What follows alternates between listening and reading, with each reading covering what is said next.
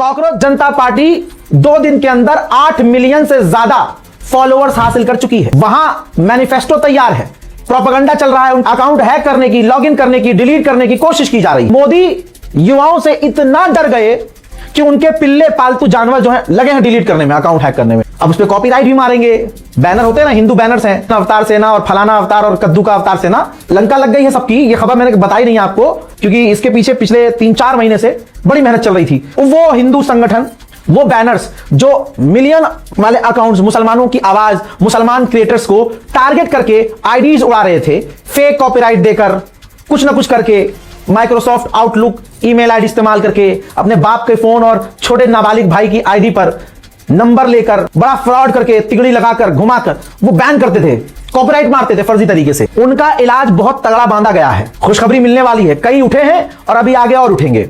तो ऐसे लोग आएंगे अभी और छुप छुप कर, जो कॉकरोच जनता पार्टी के अकाउंट को हैक करने की कोशिश कर रहे हैं, डिलीट करने की कोशिश कर रहे हैं, कॉपीराइट देने की कोशिश कर रहे हैं, मुश्किल में डाल रहे हैं। लेकिन मोदी ये नहीं समझ रहे हैं कि जनता फ्रस्ट्रेट हो चुकी है। 2 दिन के अंदर 8 मिलियन फॉलोअर्स कॉकरोच जनता पार्टी, ये बता रहा है 2 दिन में 8 मिलियन फॉलोअर्स होना कि मोदी सरकार फर्जीवाड़े से सरकार बनाकर बैठी है। जनता परेशान है भाई। फर्जीवाड़ा सुनना चाहते हो? देखो अखबार में क्या छपा है। महाकाल की पार्किंग की सरकारी जमीन भाजपा विधायक को बेच दी गई। BJP MLA Chintamani Malviya 5 star hotel बनाने की तैयारी में है। यहां तक कि सिर्फ 3.40 करोड़ का तो स्कैम है, सिर्फ स्टैंप और रजिस्ट्रेशन फीस में। तो आप समझ सकते हैं कि भारत के अंदर अगर कोई फर्जीवाड़ा कर रहा है तो वो कौन सी पार्टी के लोग हैं, कौन से समाज के लोग हैं। Back to the point, UAE हाल फिलहाल में सेंटॉम और अमेरिका इजराइल के साथ इंटेलिजेंस ज्यादा शेयर कर रहा है।